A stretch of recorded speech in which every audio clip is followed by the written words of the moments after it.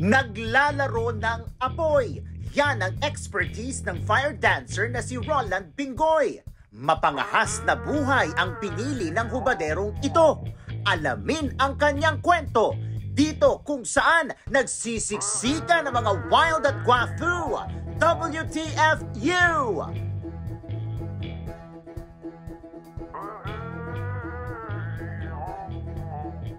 Si Roland po ay naghahunting ng bakla sa kuweba.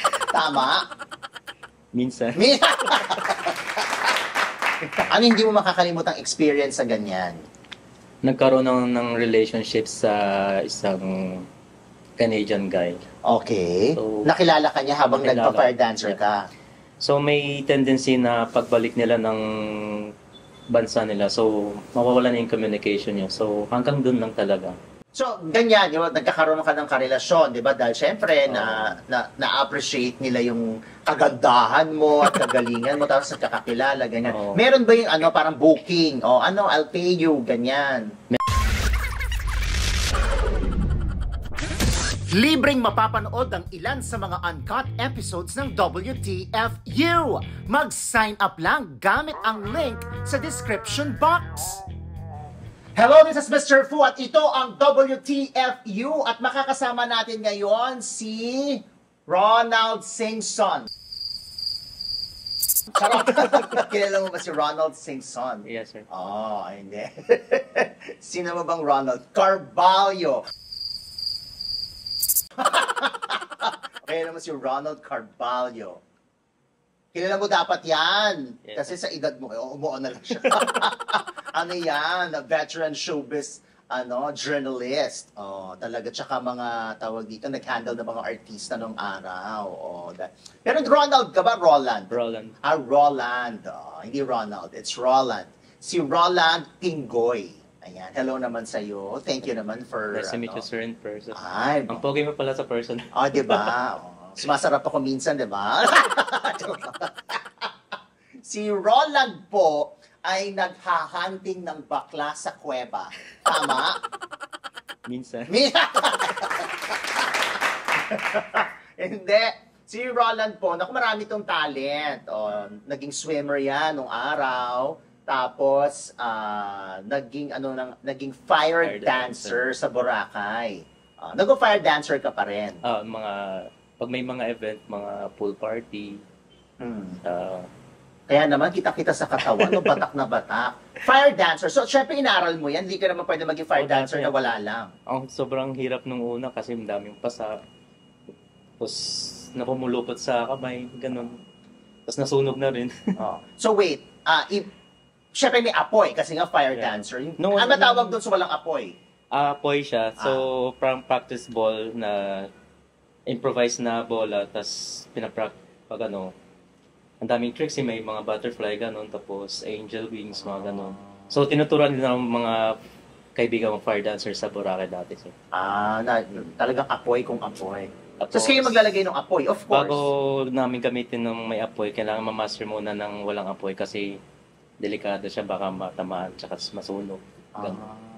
Hindi naman nadali yung hair. Nasunog na nga kaya ako napakalbo. Talaga? Totoo? Oo. Afraid naman.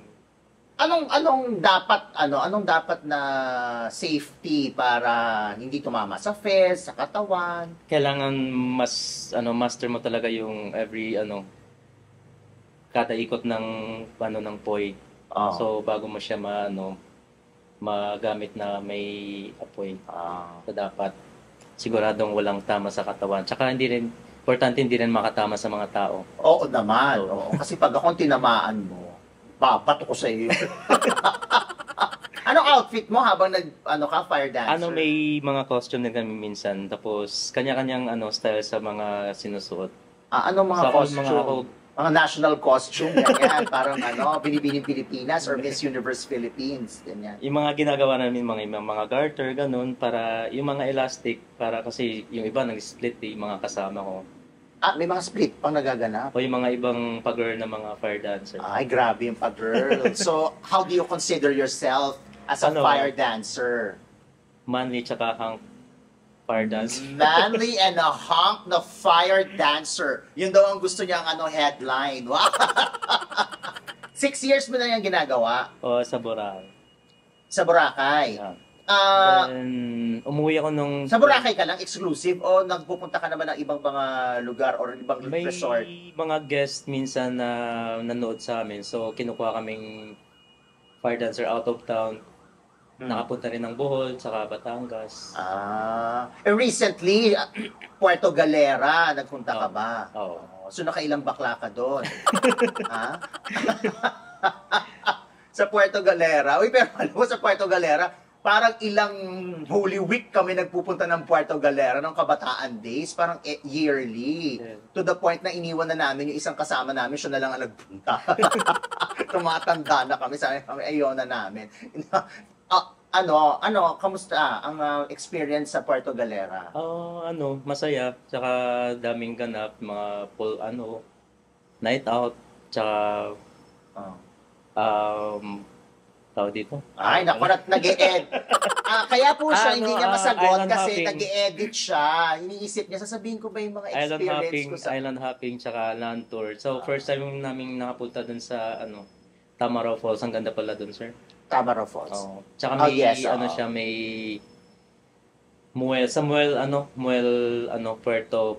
Puerto Galera Port. Kala ko Bowen Fun. Pumunta ka doon sa, anong tawag nila dyan? Wait, may tawag sila dyan, hindi The Cueva. Jurassic Park, o Jurassic Cave pa tawag. Nakapasok din kami doon. So kamusta naman ang experience mo doon? Nakailang ka doon? Maraming dinosaur doon. Nakailang dinosaur ka? Nakita ko silang nangingitlog. Talaga? Ikaw ba na naanggihan ng mga dinosaur? Meron naman. How do you consider yourself ba? Straight, bi, gay? Discrete bisexual. Discrete bisexual. So ikaw... Pero siguro hindi ko na-consider ngayon na bisexual kasi ayoko na sa babae. So, discrete gay na siguro. Discrete gay ka na ngayon. I like men. I like mga gusto ko rin mga katulad kong gusto mo rin yung Borta din. So pag medyo may fats, ayaw mo na. Di naman. Importante pa rin yung ugali ng tao. So ikaw ba may karelasyon ngayon? Sa ngayon, single muna. Single muna. Kasi pahinga muna yung puso. Napagod na ba ang puso mo? Napagod. Kailan yung huli mong karelasyon? Last year. Last year. Gano'ng katagal kayo? Mga 3 months. 3 months lang? Bakit kayo naghiwalay? Ilang beses na akong naloko eh. Tapos hindi naman masarap. Parang ganun. Nanloloko na, hindi naman masarap, tapos nanloko pa. Oo nga eh. Talaga. Ano bang type mo sa isang karelasyon? Borta, ano pa? Yung mga qualities, syempre, maganda katawan. Syempre, maganda yung ugali. Tsaka, guwapo pero... Gusto mo gwapo? Tisuyin ba o moreno? Pero, hindi maiwasan yung may pagkasinungaling talaga, yung pinakaayaw ko sa lahat. Sinungaling. Naku, wag mo sasabihin kay Direk yun, baka bato sa atin yung camera, bato nyo siya, ayaw rin niya ng mga sinungaling. Tisuyin o moreno? Mas ako sa may tisoy talaga attractive ako sa tisoy. Talaga. Pero nga may na-experience nga ako, hindi naging kami. Tapos parang nasasaktan ako kasi crush na crush ko siya. Tapos parang alam mo yung feeling na dinededma ka. Yung hindi naging kayo. Pero nilandi ka. Parang naglandian kami. Tapos may misunderstanding na parang baliwala na ako sa kanya. Pero hindi naman kayo. Hindi naman kami. Parang ang pangit pala na tapos nasasaktan ka. Hindi kasi parang kung mag-away kayo, hindi naman kayo, wala naman kayong label, hindi naman kayo, tapos kung mag-away kayo, parang kayo. Parang kami. Tapos, ayun. Wala. Talaga. Ay, naku, parang tissue. Bigyan nyo ng tissue to, parang napapa-emote siya. Wala. Ano yung hindi mo makakalimutang experience or encounter bilang fire dancer? Siyempre, di ba, nakita nila, borta ka, tapos, di ba, manly ka nga, ganyan. Nung time na, as in, nasunog na, namulupot talaga yung, yung chain. Tapos nasunog ako, mga 45 degrees talaga. So, nilublob ko agad sa dagat, napasok talaga ako. Tapos, may time na nasunog yung buhok ko doon sa ano. Doon pa ako dati nagpa-fire dance sa ano, sandbar sa Bamboo Lounge. Hi, Sir Mark. Hindi, yung encounter sa halimbawa, yung may lumapit sa'yo, type May ka, or lumapit binook din na- ka, may ganyan bang pagkakataon? Meron din naman yung mga foreigner, mga Foreigner. especially mga Caucasian, mga European. Ano hindi mo makakalimutang experience sa ganyan? Nagkaroon ng relationship sa isang Canadian guy. Okay. So, Nakilala ka niya habang nakilala. nagpa-fire dancer ka? So may tendency na pagbalik nila ng bansa nila, so mawawala na yung communication nyo. So hanggang dun lang talaga. Okay. So, ganyan, nagkakaroon ka ng karelasyon, di ba? Dahil syempre, na-appreciate nila yung kagandahan mo at kagalingan mo, tapos nagkakakilala, ganyan. Oo. Meron ba yung parang booking? I'll pay you, ganyan. Meron din naman na so na-experience ko rin parang sila mismo nang bibigay sa akin ng hindi naman humingi ng mga material things or kahit anong pera na sila naman mismo nagbibigay. Sila nagbibigay. Pero hindi ka naman dumating sa point na halimbawa, sige, I'll charge you this much and then I'll give you this service. Meron din naman na Meron ka na rin na gano'n. So parang Anong kailangan usapan? Paano? depende siguro Depende sa usapan. Depende sa So may nagtanong na sa'yo how much? may Ganyan. mga ganun. So how much? Mga ganun. So how So, much? hindi naman ako nagde-demand. Ulit. No? Hindi naman nagde-demand. Hindi ka nag-demand. Pero halimbawa, type mo, libre, pwede. Meron din ganyan. Kaya usually ako pag may bet ako mismo naghahabol eh. Ikaw ang naghahabol. Kaya mga advice sa akin mga friends ko parang napaka-cheap ko na lagi ako naghahabol. Kasi Pag-type parang mo talaga. na-challenge talaga ako. Lalo ng mga tisoy, mga medyo mga gandang katawan. Tsaka, Okay naman na mag-express ng feeling sa isang tao. Pero syempre, dapat meron kang ultimatum kung hanggang kailan ka lang titigil at magpapatuloy. Kasi kung dinidedma ever ka na, dapat hindi mo na yung pinupursue. yeah. Diba? Yung parang nag-a-assume ka, tapos parang pinipilit mo ko lagi yung sarili ko na parang nagbabaka sakali. Tapos, ayun, sinasaktan ko lang yung sarili ko. Ay, grabe yung sinabi. Huwag mo na masaktan yung sarili mo. Wala ka namang, ba't yung sarili mo parurusahan mo? Tsaka sayang naman yung pag-gym mo, tapos sasaktan mo yung sarili mo. Huwag ganon. Talaga. Kaya, Medyo emotional ka sa mga ganyan. Ganun mo yung mata mo, naiyak ka. Charot! Talaga. Ano yung pinakamatagal mong relasyon? 1 year. 1 year? 1 year. Tapos, live-in partner. Anong nangyari? Wala, doon mo pala makikilala. Kasi ako hindi kinikilala mo na yung tao. So parang marupok din kasi ako. So doon ko lang makikilala nung magsama na kami ng mga mga ilang months. So parang na-off na ako. Parang binibigyan ko pa rin siya ng chance na kasi hindi ko rin mabago yung kung ganun talaga siya eh. So may point na nag-away kami na parang alam mo yung physical, yun. Wag ganon. Kasi hindi kasi ako ganun eh. Hindi ako... At saka hindi maganda yung kapag may pisikalan na pack up na pag ganyan. Ilan taon ka na ba? 45 years old. 45 years old. So, may fear ka ba? Kasi since you're 45, syempre, alam naman natin, umaandar ang metro, umaandar ang panahon. Anong fear mo bilang isang discreet gay? Siguro yung kinakakatakot ko is yung hindi ko siguro magawa yung isang mission ko na na makatulong at saka mag-invest sa sarili ko. Tapos darating araw tapos ikaw rin mahirapan. Kaya hanggat maaari mag-ipon tayo. How about sa relationship? Meron bang fear? Alam mo, ngayon single ka at 45. Meron ka bang parang takot or pangamba? Wala naman. Parang naman. Go lang. Go lang. Go lang ng go. Okay. Ano hindi mo makakalimutan na experience dun sa mga nagbayad sa'yo na amount na parang, okay, kinarir mo kasi makulit siya, gusto niya magbayad, sige fine, binigyan mo ng rate. Anong insidente hindi mo makakalimutan? Yung parang pinaasa ko yung gano'n, yung parang nawala yung tiwala ko sa kanya. Tapos hindi siya sabi ko okay lang. Hindi siya nagbigay sa akin.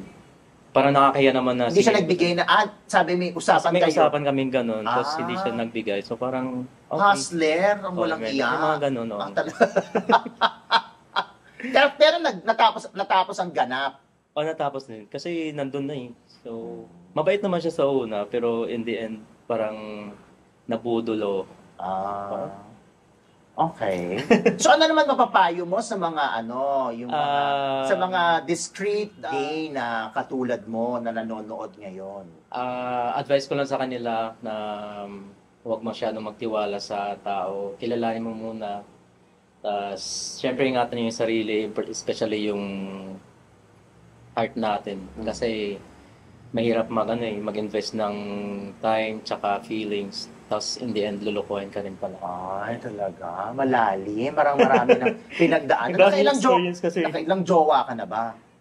Di ko rin mabilang eh. Talagang dami na. More than siguro mga... More than 10? More than 10 kasi yung iba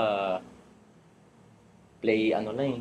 Laro-laro. Laro-laro lang. Ako yung laging seryoso kasi ako yung passionate kasi ako may pagrelasyon. So, dapat kasi ako loyal kasi ako ipag-siya na.